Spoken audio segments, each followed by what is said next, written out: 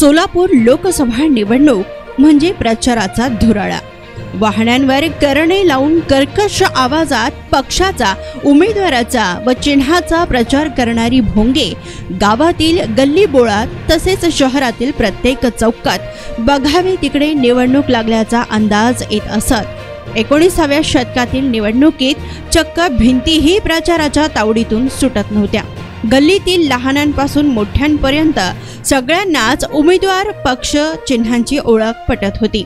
लहान मुले निवडणूक संपली तरीही प्रचाराच्या वेळी वाजत असलेली गाणी कित्येक दिवस बडबडत गावभर हिंडायचे। परंतु यंदाच्या 2024च्या लोकसभा निवडणुकीत तसा प्रचार दिसलाच नाही। अनेक गावखेड्यात कोण उमेदवार, कोणाचा पक्ष हे देखील माहीत नाही। मतदार राजा यंदाच्या निवडणुकीतील प्रचाराला घेऊन संभ्रमात असल्याचे चिन्ह दिसून येत आहेत।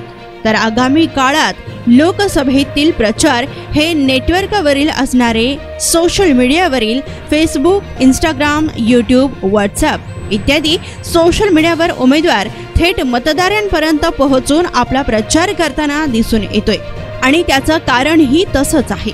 आजच्या काळात प्रत्येकाकडे स्मार्टफोन असून प्रत्येक जण सोशल मीडियावर सक्रिय असल्याचा फायदा राजकीय उमेदवारांनी पुरेपूर घेतला आहे।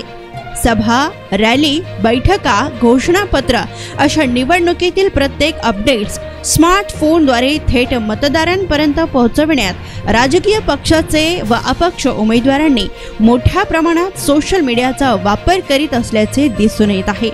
करणे लावून फिरणारी रिक्षा, इतर वाहने, पॅम्पलेट वाटणारे कार्यकर्ते, मतदारांना आकर्षित करणारा प्रचार तसेच ताई, माई, अक्का अशा आदराचा आवाज कुठेतरी दडले हे नक्कीच। भविष्यात येणाऱ्या निवडणुकीत आज प्रचारात दिसणारे दुर्मिळ दृश्य नामशेष होतील का? सोशल मीडियावर प्रचार करणारे राजकीय मंडळी प्रत्यक्षात निवडणूक आल्यावर मतदारांच्या भेटीला जातील का? सोलापूरकरांनो, काय वाटतं तुम्हाला?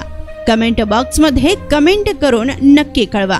Lokpradhan news network, Altaf Shaikh, Solapur.